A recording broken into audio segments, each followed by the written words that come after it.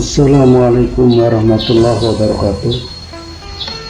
Alhamdulillahirabbil alamin wa bihi nasta'inu ala umuri dunya waddin. Wassalatu wassalamu ala asrofil anbiya'i wal mursalin sayyidina wa maulana Muhammadin wa ala alihi wa sahbihi ajma'in. Amma ba'd. Syukur alhamdulillah kehadirat Allah Subhanahu wa taala yang telah memberikan nikmat kepada kita sehingga kita sampai saat ini kita diberi kesehatan, masih dapat menunaikan kewajiban-kewajiban kita, kegiatan-kegiatan kita sehari-hari. Juga tidak lupa kita senantiasa berdoa, semoga salawat salam senantiasa dilimpahkan oleh Allah kepada junjungan kita Nabi besar Muhammad Sallallahu Alaihi Wasallam beserta keluarga dan para sahabatnya. Amin ya Rabbal Alamin. Pada kali ini kita belajar mengenai toharoh. Indikator yang ingin dicapai setelah belajar toharoh adalah pertama, menyebutkan arti dari toharoh. Dua, menjelaskan pengertian toharoh. Tiga, menjelaskan tiga macam najis dan cara membersihkannya. Empat, membaca dalil nakli toharoh beserta artinya, terutama dalil nakli yang berhubungan dengan berwudu, tayamum, dan mandi wajib, yaitu Al-Quran Surat Al-Ma'idah ayat 6.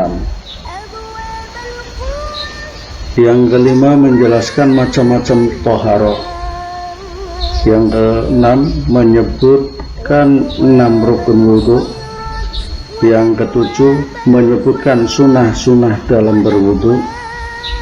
Yang kedelapan, membaca lafaz niat berwudu.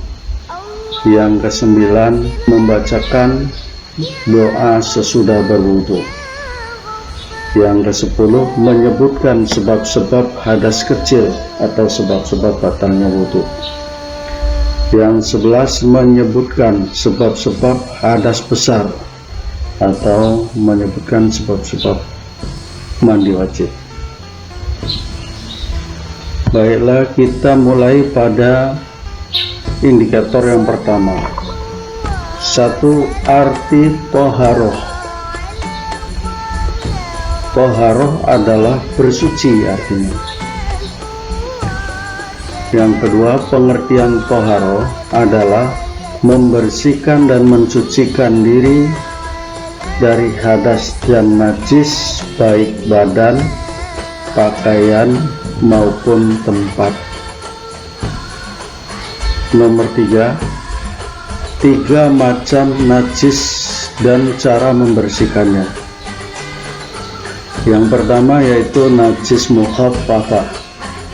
Najis mukhaffafah artinya najis kecil atau ringan, seperti air kencing bayi laki-laki yang belum makan dan belum minum selain air susu ibu.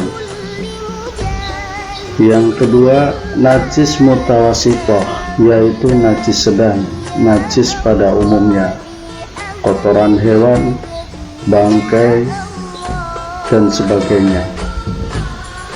Cara membersihkannya adalah dengan dicuci dengan air suci yang dapat dipakai untuk membersihkan hingga hilang bau, warna, sifat, dan zat najis tersebut.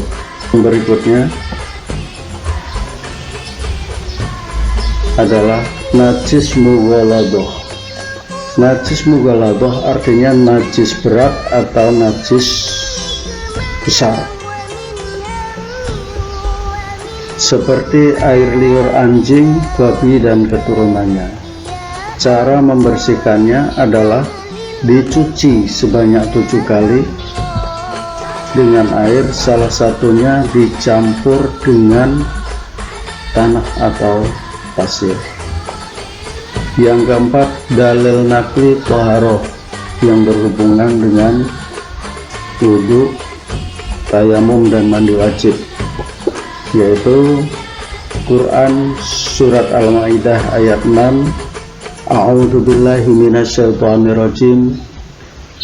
Ya ayyuhalladzina amanu idza qumtum ila sholati faghsilu wujuhakum wa aydiyakum ilal marafiq wamsahu biru'usikum wa arjulakum ilal ka'bain wa in kuntum junuban fatahharu wa in kuntum marda aw ala safarin aw jaa ahadum minkum minal ghaiti aw lamastumun nisaa falam tajidu ma'an fatayammamu sa'idan thayyiban famsahu biwujuhikum wa aydiyakum min ma yuridullahu liyaj'ala 'alaikum min haraji walakin yutahhirakum waliyutimma ni'matahu 'alaikum la'alakum tashkurun.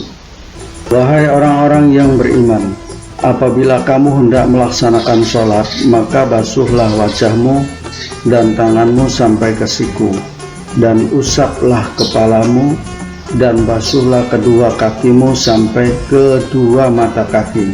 Jika kamu junub, maka mandilah, dan jika kamu sakit atau dalam perjalanan atau kembali dari tempat buang hajat besar maupun kecil, atau menyentuh perempuan, maka jika kamu tidak memperoleh air, maka bertayamumlah dengan debu yang baik atau suci.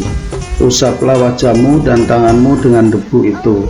Allah tidak ingin menyulitkanmu, tetapi Dia hendak mensucikanmu dan menyempurnakan nikmatnya bagimu agar kamu bersyukur. 5. Ada 4 macam toharoh, yaitu termasuk istinja. Baiklah, yang pertama wudhu, yaitu bersuci dengan menggunakan air suci untuk menghilangkan hadas kecil dengan cara membasuh muka, mencuci kedua lengan sampai siku, mengusap kepala, dan mencuci kedua kaki hingga mata kaki secara tertib dan urut. Yang kedua, tayamum, yaitu bersuci dari hadas kecil maupun besar dengan menggunakan debu yang suci karena rukhsah atau mendapat keringanan hanya untuk sekali sholat wajib dengan cara mengusap wajah dan kedua tangan sampai siku dengan debu. Yang ketiga yaitu mandi wajib atau mandi jinabat, yaitu mandi dengan meratakan ke seluruh bagian tubuh, meratakan air ke seluruh bagian tubuh dengan niat menghilangkan hadas besar. Yang keempat atau D, istinja, yaitu membersihkan diri dari najis setelah buang hajat besar maupun kecil. Beristinja dapat menggunakan air atau benda padat seperti batu, tisu, kayu, dan sebagainya, selain tulang dan kotoran kering. Tidak boleh beristinja menggunakan tulang dan kotoran kering. 6. Rukun wudhu ada 6, yaitu niat, membasuh wajah, muka, mencuci kedua lengan sampai siku, mengusap kepala, membasuh kaki hingga mata kaki, tertib atau berurutan. 7. Sunnah-sunnah dalam berwudu. Sunnah membaca doa berikut ketika pertama kali menyentuh air. Alhamdulillahilladzi ja'alal ma'a tahura. Segala puji bagi Allah yang telah menjadikan air ini suci. B. Sunnah berkumur. C. Sunnah mencuci hidung. D. Sunnah membaca doa ketika membasuh wajah. Allahumma bayyid wajhi yauma tabyadu wujuhi wa taswadu wujuh. Ya Allah, cerahkanlah wajahku pada hari orang-orang zalim, wajahnya menjadi gelap atau hitam. Berikutnya, sunnah membaca doa ketika membasuh lengan kanan. Allahumma tini kitabi biyamini. Ya Allah, berikanlah catatan amal baikku di sebelah tangan kananku. F. Sunnah membaca doa ketika mengusap kepala. Allahumma harim sya'ri wa basyari 'alan nar. Ya Allah, haramkanlah kulit dan rambutku dari sengatan api neraka. Sunnah mencuci kedua telinga. Sunnah membaca doa ketika membasuh kedua kaki. Allahumma tsabbit qadami ala siratin mustaqim. Allah, tetapkanlah langkah kedua kakiku pada jalan yang benar. I. Sunnah mendahulukan yang kanan. J. Sunnah 3 kali membasuh, mencuci pada tiap bagian berwudu. 8. Lapas niat berwudu. Nawaitul wudu'a li raf'il hadasil asghari lillahi ta'ala. Saya berniat berwudu untuk menghilangkan hadas kecil karena Allah Ta'ala. 9. Doa sesudah wudu. Asyhadu an la ilaha illallah wahdahu la syarikalah wa asyhadu anna Muhammadan abduhu wa rasuluh. Allahumma ja'alni minat tawabina wa ja'alni minal mutatahhirin wa ja'alni min ibadikas sholihin. Aku bersaksi bahwa tiada Tuhan selain Allah yang Maha Esa, tiada sekutu baginya. Dan aku bersaksi bahwa Nabi Muhammad adalah seorang hamba Allah dan utusannya. Ya Allah, jadikanlah aku dari golongan orang-orang yang taubat, dan jadikanlah aku golongan orang-orang yang suci, dan jadikanlah aku masuk ke dalam golongan hamba-hambamu yang soleh.